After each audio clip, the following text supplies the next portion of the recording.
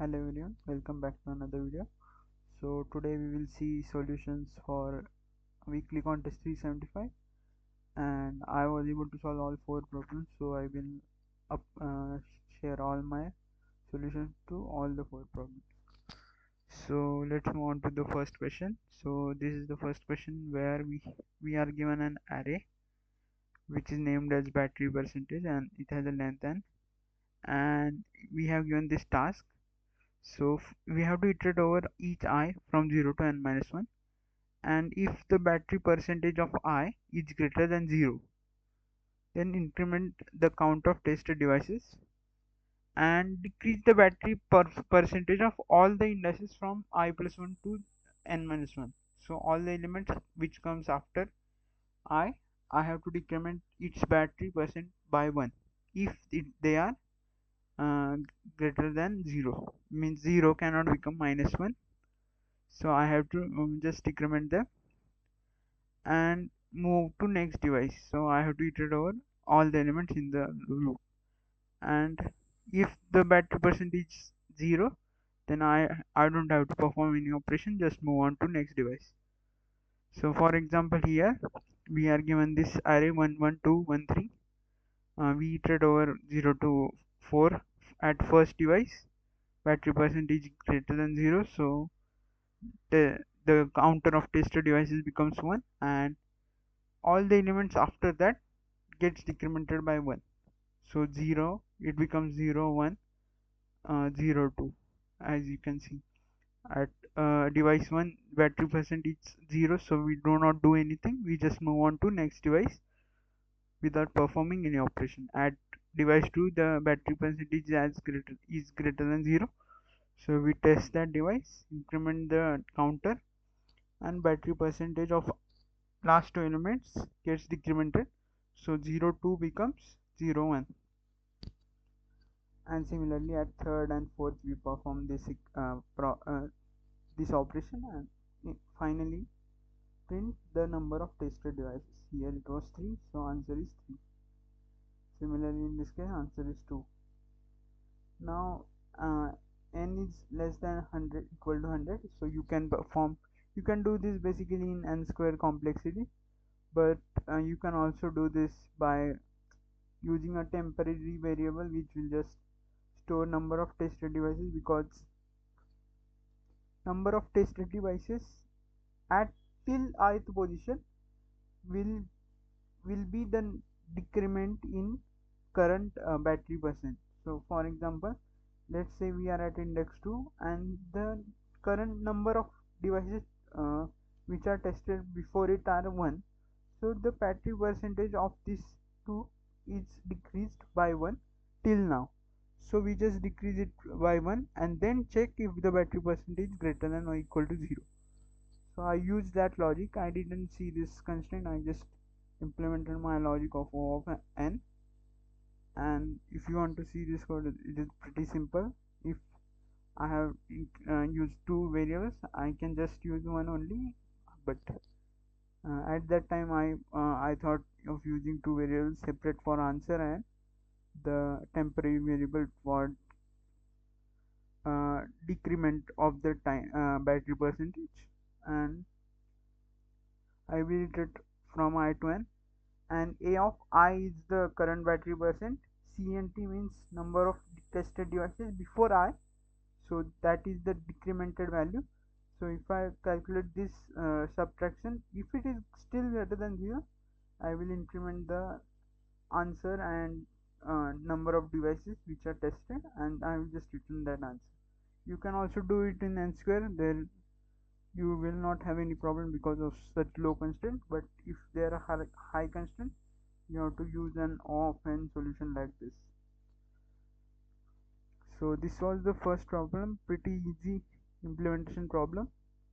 Let's move on to second. So in second question we are given an 2D vector, and at each I there is a vector of size 4, and there are 4 variables basically: ai, bi, ci, mi. I just means the vector number, and we are also given an integer target.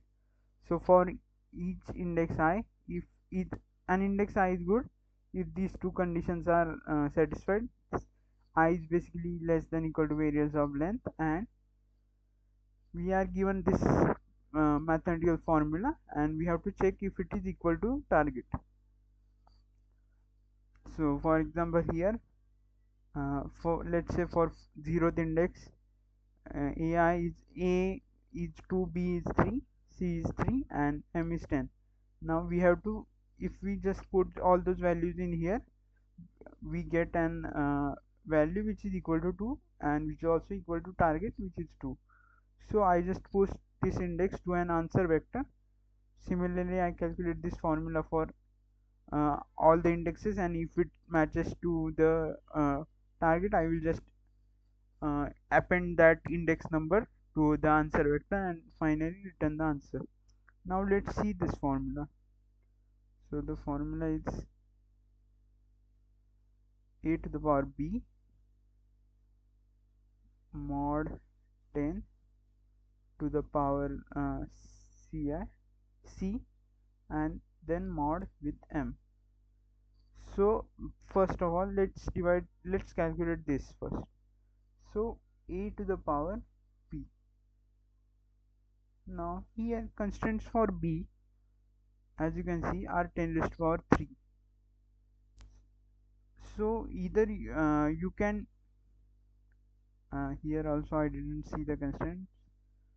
So basically I guess you can also do it in O of n, means just iterate for all values of b and calculate a into a until b. You can do that, or there is also another method. This is complexity of O of n, and there is also other method of binary exponentiation. So the basic idea of binary exponentiation is divide and conquer. So if we have to find a raised to power b, I can divide this whole power as a raised to power b by 2 into a raised to power b by 2. Now I don't have to calculate a raised to power b by 2 twice. I will just once calculate and multiply it with itself, and I will get a to the power b. Now for calculating a to the power b by 2, I will again divide it, so it will become a to the power b by 4 and a to the power b by 4. So this type of divide and conquer technique can be used, and the complexity of this algorithm is log n, which is better than linear complexity. But here constraints are again 10 raised to the power 3, so probably it will work in O of n also, but I used this binary power binary exponential. So for if you want to learn about it, you can just search CP algorithms and binary exponential. So this website contains all the algorithms, and you can also get a standard template. If you are not if you understand it, you can just uh, use these codes. These are the most optimal way to write the code, and yeah, this is whole explanation. If you want to read it, you can definitely visit this site. So let's move on to our problem. So after calculating a raised to power b, uh, while calculating a raised to power b, we also have to take mod 10. Now here, as you can see, I pass uh, three arguments to binary exponential function, which is a, b, and m. So I have to calculate a raised to power b mod 10. So here a is a, b is b, but m is 10. Now if you don't know modular arithmetics, so basically there are formulas for modular arithmetics. So if we have to calculate a plus b mod m, it will be equal to a mod m plus b mod m whole to the power mod m. Similarly, for subtraction, there is a formula a mod m minus b mod m plus m whole to the power whole bracket mod m, and there is multiplication a into b. Mod m is can be expanded to a mod m into p mod m, and this whole value again we have to take its mod with m. So we, for calculating power, we use this additional modular arithmetic formula, and that's why I passed m. And whenever I am taking basically multiplication, I keep doing it with mod m. So this formula basically means we have to take mod m after each product, so to maintain the final value, to have its value mod m. So basically it is used for handling overflow, integer overflow, because if we take 10 raised to power 3 to the power 10 raised to power 3, it will surpass the long value in C++. So that's why the modular arithmetic is used. And similarly, after calculating a raised to power b mod 10, let's say I call this value as g, then I have to calculate g raised to power c. Same, I just passed this here I just passed g, and here I passed c, and here I passed m, which is also given, which is not 10 now, it is given for second calculation. The modular value is different, and after the whatever value the function will return, I'm just checking if it is equal to target, and if it is, I will just push that index to an answer vector. So let's see the solution. So this here is vector int answer n, and for each I less than equal to n I plus plus, I first calculate g, which is binary exponentiation of a raised to power b mod 10. So I calculate this first, this part, and after calculating that, I will pass that value uh, with the power of c and with mod m. The third element represents c, and fourth element represents m, and I'm just checking if it is equal to target, and I will just push that index to an answer vector. And this is the binary explanation as we discussed. You can check this explanation of this code on this CP algorithm website. If it is very simple, there are two ways to implement it. One is recursive, other is iterative. I just used iterative approach. Both have same complexity, but just recursive uses additional in stack. So anything works here. You can use whatever you find easy to understand. So this was the answer for second solution for second question. So let's see the third question, which is yes. So here we are given an integer array of n items, and we are also given a positive integer k, and we have to return the number of subarrays where maximum element of nums appears at least k times. So this maximum number is a maximum element of whole array, and we have to return number of such subarrays such that the maximum element is occurrence of that maximum element is at least k. So for here, as in this example, let's see, 1 3 2 3 3 now, and k is here 3, sorry, 2, k is 2 here. Now maximum element of this array is obviously 3, so we have to check all the subarrays which contains 3 at least 2 times. So first subarray, which can be this 0 1 2 3, 0 to 3. Second can be 1 to 3, then third can be 1 to 4, then this is first, this is second, and 1 to last element can also be one of the subarray. Then second to last is another subarray, and third to fourth.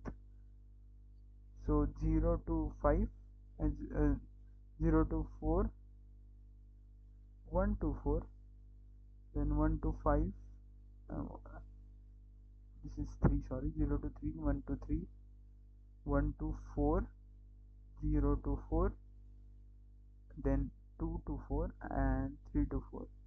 So number of such count is 6. Yeah, here answer is 6. So we have to print this number of such subarrays, and here in second example the maximum element in this array is 4, but k is 3, so there is the number of occurrence of 4 itself is 1, which is not greater than or equal to 3, so the answer is obviously 0.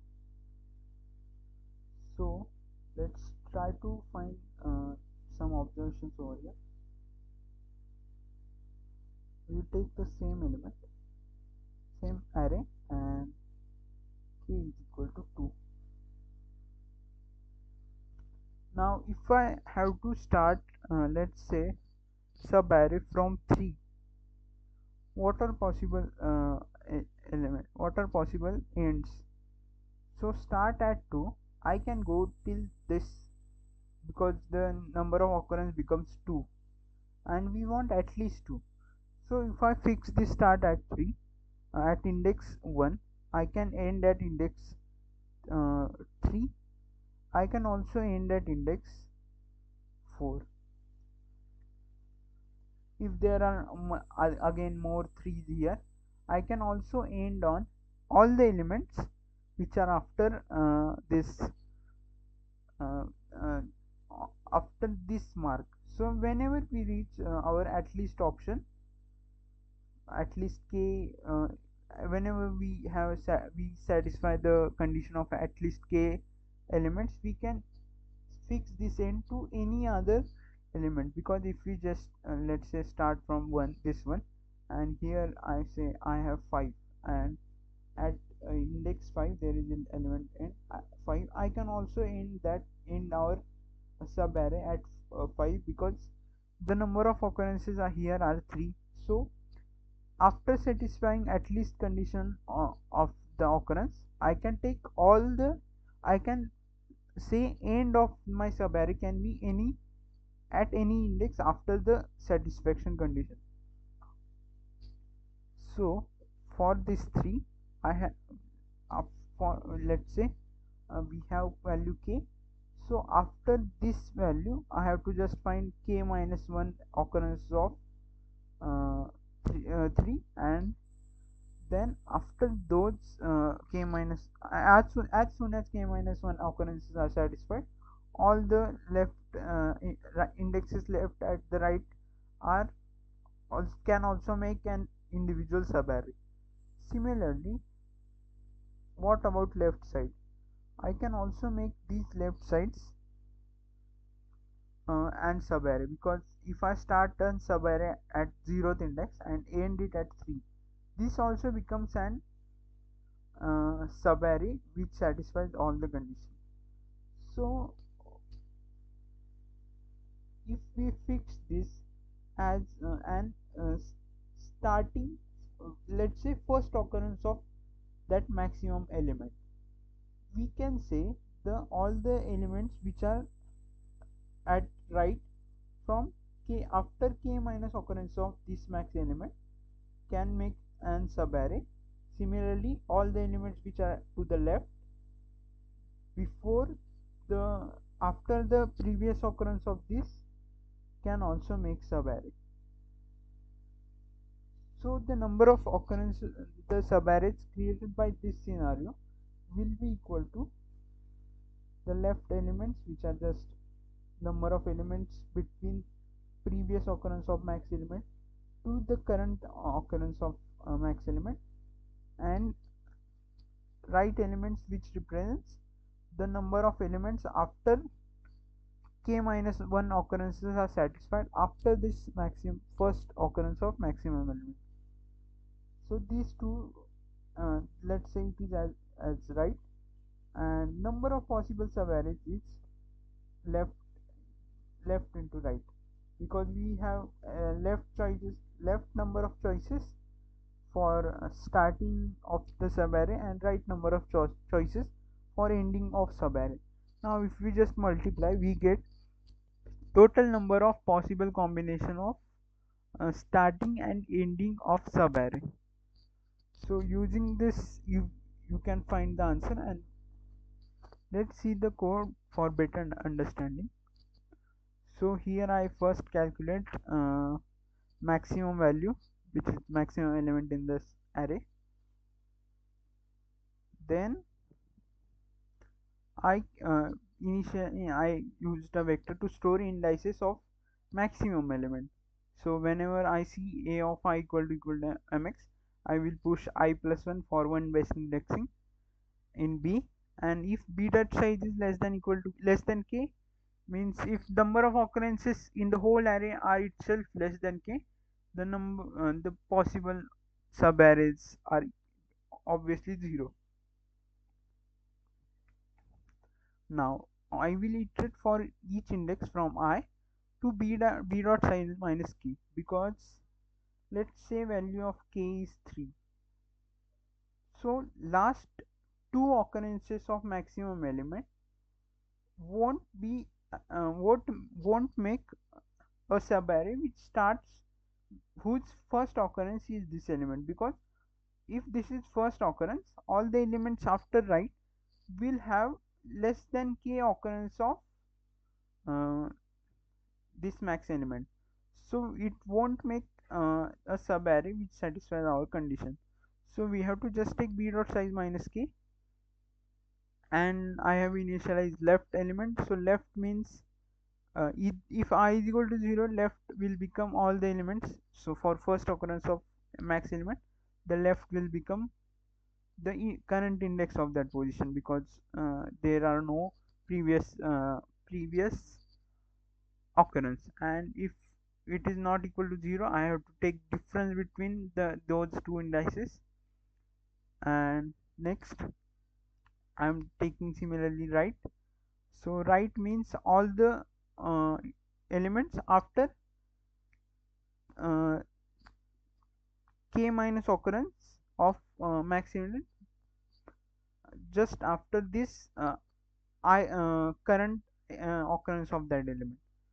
So they are equal to n minus 1, and I plus k minus 1 just basically represents the the position of kth occurrence after this occurrence, by counting kth occurrence from this occurrence of max element.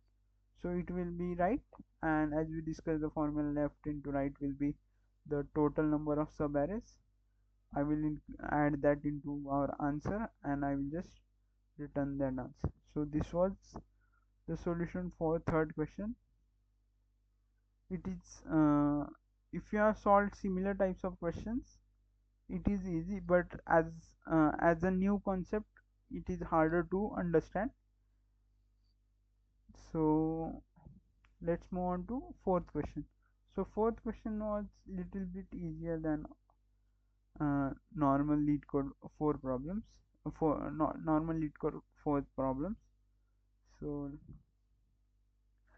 we are given an zero based index array and consisting positive integers. A partition of an array into one or more contiguous subarrays is called good if no two subarrays contain same number. So we have to return such total number of good partitions of the array, and answer may be large, so we have to take the answer with 10⁻9 mod 7. Now here, as you can see, we are given the array 1 2 3 4. Now there is no single element which is repeating, so all the possible partitions here are good partitions, because there is no repeating occurrence. Now why the number of partitions here are 8? Let's try to understand it first. So let's say I have these uh, 4 elements 1 2 3 4. Now breaking this subarray into partitions means, let's say I have to break the array at this position, so this will convert first element, first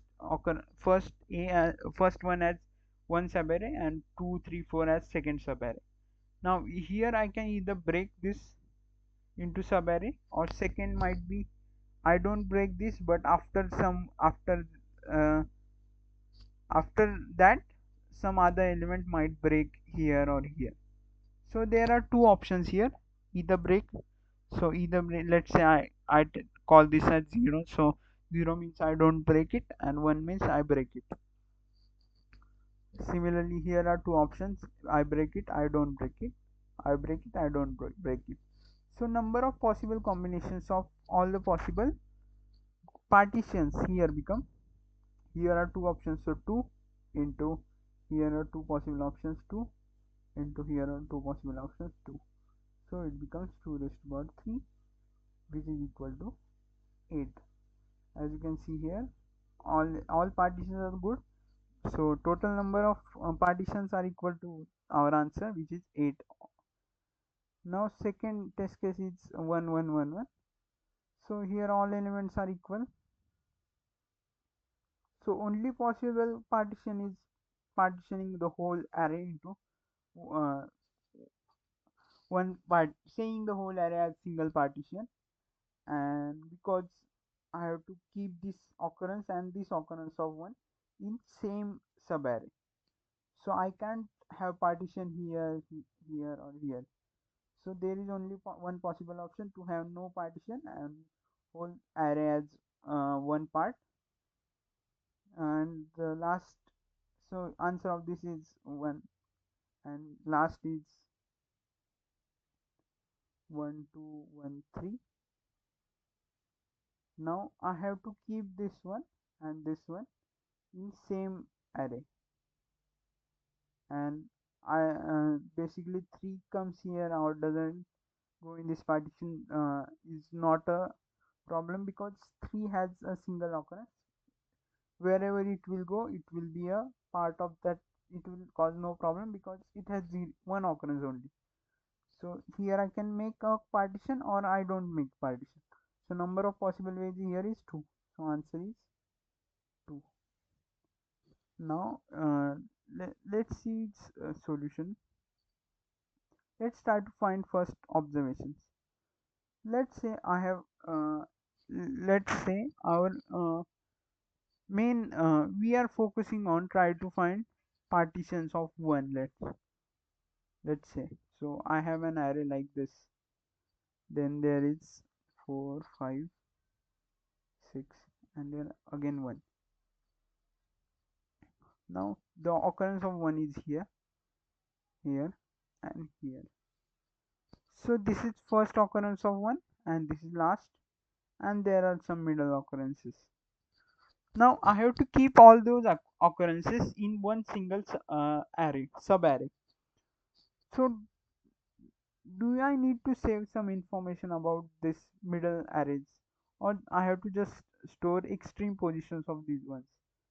Because even if I store them, I will only use I will only need this information to understand uh, what subarray can be formed because of these, because the problem caused by these two ones. Even if there was no one, I have to build this subarray separately, because these two are the extremes of 1. So I have to store first minimum index of element of unique element, and similarly maximum in occurrence of unique element. Now this was first observation. Second observation is, if the element occurs only once, means their count of occurrence is equal to 1, that element will not cause any problem, because wherever in it, whichever set it goes as unique, and there are no other occurrences, so it will cause no problem. So for each element which have occurrence greater than equal to 2, I have to store extreme points, so minimum index and maximum index. Now let's see one example. 1 2 3 4 1, and again let's say 6 and 2. Now after storing minimum and maximum index, I got this range for 1. So this is minimum 1 2 3 4 5 6 7. So this is one base indexing for better understanding. So I save this range 1 to 5. Now there is for similarly 2, there is another range 2 to 7. Now for 3 4, index 3 4 and 6, they will not cause any problem because the occurrence of that element is 1 in the whole array. As you discussed the second observation, they will not cause any problem. Now is there is I have to make these two elements in single subarray. Similarly, I have to take this two elements in single subarray. So only possible option here is to take whole subarray 1 to 7, because there is no other possible way. Because if we take 2 to 7, one of the subarray will one of the one for occurrence of one will remain in this subarray, other will go in other partition. So we cannot separate them. So if there is some intersection part between two ranges, we just have to take union of those two ranges and make that whole subarray as a single partition. Now if I had again let's say other range for occurrence of 3, which starts from 4 and ends at 8, then the union, we have to take union of all these three ranges as one subarray, so it will become 1 to 8. So this is one of the observations. Now if there is no intersection, let's say I take 1 2 3 4 1 and I start a new, let's say new occurrence of 6 here. So this starts from 1 to 1 and again 6 to 6. Let's say I also uh, add one another element 5. So this is from 1 to 5 and this is from 6 7 7 8 and 9. Now there are no intersection between these two ranges. So I can either connect them, but I also have option to make those partitions separate. Here there was no option because they were intersecting. We have to connect the both the ranges to satisfy our condition. But here there is option. So what option there is? I can either connect them. So there are two gaps. So this 5 will make these two gaps, and there are so four options. If both are connected, this whole subarray will become connected. If one of them is 0, one of them is 1, this will connect it. So there are four ways. So whenever there is no intersection, we have to count the number of elements between them and fill those gaps and count the number of ways which are possible. So this is similar to bit masking. If you have seen, we have two ways to fill an element, either it is 0 or 1. So if we have solved any problems of bit masking, you would see the similarity between these problems. So this was the solution. If you understood, we have to just understand these ranges and how to take its union, and also there is an additional condition to add this first fill these first gaps and count the number of ways to fill those gaps, and at the end also we have to fill those gaps. So this so let's see its code. Now I have used two maps. One will store its minimum index, another will store its maximum index. Sorry. So I have initialized the n as the size of array, and initially maps have values of 0, so I will check if it is the first occurrence, and then I will, if it is, I will just store it I plus 1, and if it is not the first occurrence, I will just say that it might be a maximum index. So this is basically simple implementation for storing minimum and maximum index of an element. Then I create a vector pair and I push all these ranges into that vector pair if the occurrence of element is greater than equal to 2. How do I find that? So if maximum indices is equal to 0, means I have never initialized that value because I never got the second occurrence of that element. So using that, I am detecting if the occurrences are greater than equal to 2 or not. You can also use another counter map. Then I am sorting these ranges. Sorting means basically first range will start at with minimum value of start. So I have to start from this start, then take its union with this start and go on like this. So I have to sort these vector ranges, those ranges according to in increasing order. Now if v dot size equal to 0, means this condition basically means there are no repeating elements in the whole array. So answer will just become 2 to the power n minus 1, because we are just filling the gaps if there is possible to break, or there are two options: break the array into partition or not break the array into partition. So 2 raised to power n minus 1. So I'm just calculating and taking mod with md. Now if v dot size is not equal to 0, now this is for starting condition. As you can see, we have all the options to fill all the gaps between starting first range start. So there the options, number of possible options is v dot first minus 1. So 2 raised to power v of 0 dot first minus 1. So I'm just calculating it first, then I am initializing a current vector as v of 0. And if there is an intersection means if v of I dot first, intersection can be detected like this. So this is current dot second, let's say, and this is v of I dot first.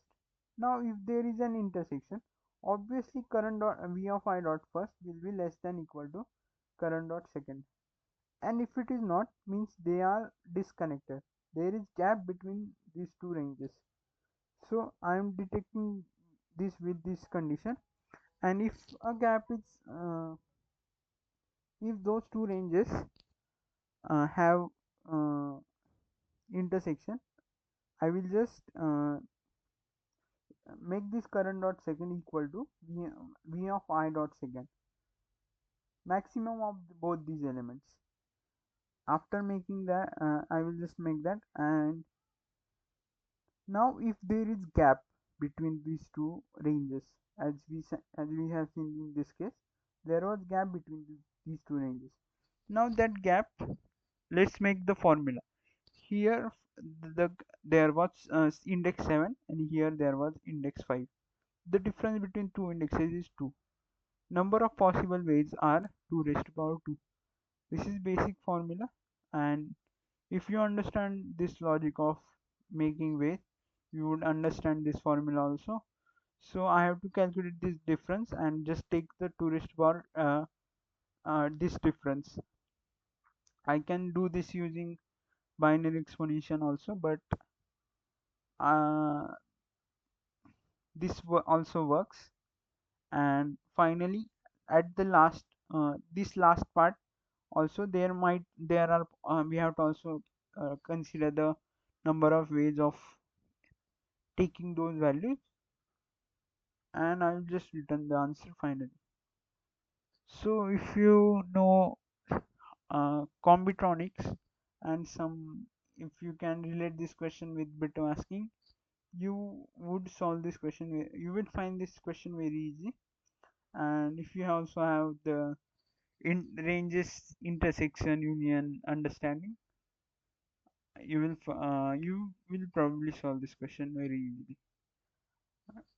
That's it from my side. Thank you for watching.